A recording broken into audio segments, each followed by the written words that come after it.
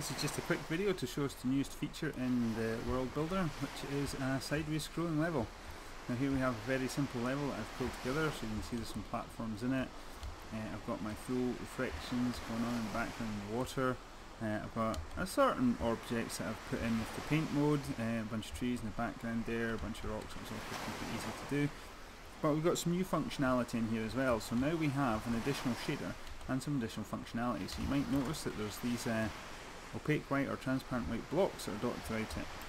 Now the reason for that is at any point in time in the World Builder you can now tag an object and you can set it to be an invisible object or an empty object. So if I just pop into object mode just now, in there you can see if I select this one here, its default shader is now empty. Now empty will not render this in the game, but the object exists in 3D space. Now in this particular instance I've left this one as collidable but invisible, and I've given it a tag of a start wall. So this is basically an invisible wall that will stop the player from walking past that location. Similarly, when we come along here, I've got a relatively low polygon object, but it's got a complex side. What I've done is I've created another object, another one of those objects, which basically stops the player from interacting with the big object and creates that again, a wall that the player can't pass. Along here we've got a different object. Now this one has been called Junction 1, and this time it's been set to not be collidable.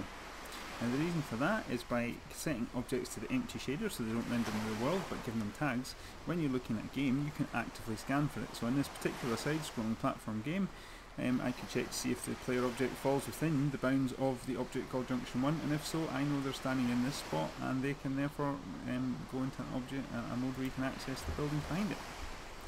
Now you might also be noticing that while I'm flipping in between these modes, if I'm out of object mode, the world is as exists.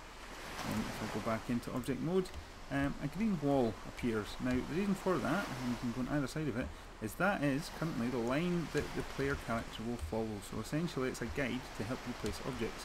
As long as the objects or platforms intersect this green wall, the player will be able to interact with them. If they do not intersect it, then they're simply addressing. Now as I say, this is a sideways scrolling mode specifically designed for a sideways scrolling platformer, Rayman style. So the entire world is now stretched out into one massive 64 chunk switch that off, platform that you can see. The little navigation bar along the top here will jump us through if we swap through it, so we'll just come along here a bit and see, you can jump between that. So the levels can be quite expansive if you so wish, but because the player is only going to see it from one angle, all the interactivity with the player exists in the foreground, so all the rest of it becomes a 3D backdrop. So what I'm going to do is I'm just going to go back to the start of the level, and I'm just going to show you how these features work. Now when you drop into game mode, it doesn't matter whereabouts you are in the level, it will always put the player at along that guiding line and drop them into the world. So I'm just going to switch that on. Hold on, try again. There we go. So you can see here the invisible wall at the end is gone, but actually its presence is still felt. The character cannot pass that. So there's my invisible wall. But I can interact with the rest of the world normally, so I can come along here, I can jump up and interact with these platforms. And come down. At the moment water doesn't do anything. The water refraction shader cuts off everything underneath it. So in editing mode you can view the ground underneath the water, but in game mode it doesn't do anything at the moment. I'll just go along here and you can see some particles. Now that house does have lights on it as well, and again come along here and there's my box. I'm just going to click there, see the invisible wall, and jump on this platform and then I can jump over it. And this is where we start to see the benefits of a sideways scrolling platform. Now up and down does nothing in this particular one, because it's an entirely two-dimensional experience. What I do intend to do is give it a secondary mode where you can put nodes, similar to how you place the AI, and then the player will move forward and backwards to the depth of the level to do that. So just give it a little bit more realism. You can see as I just scroll along here in Dory.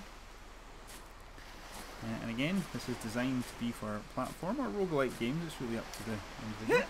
But if we're going to do a platformer, then we can have platforms galore. Okay,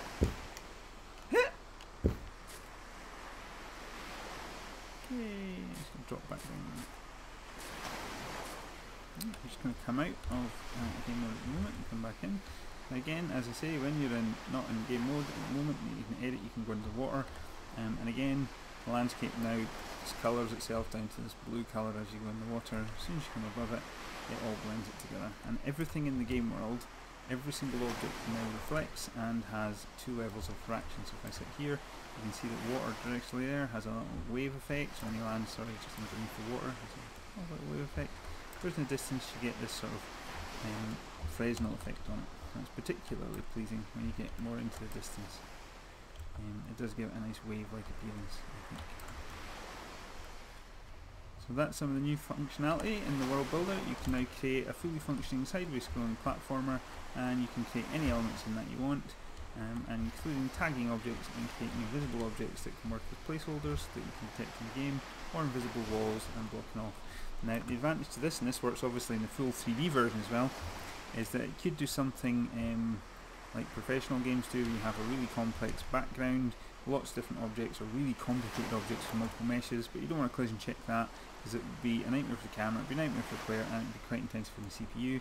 So instead you would just create a couple of simple walls where you didn't want the player to be able to pass, and then you would set them as these invisible colliders, and then you can make the entire background meshes completely and utterly non-collidable, so they're not checked, and do it that way. So hopefully this will be out for everybody to play with within the next week or so.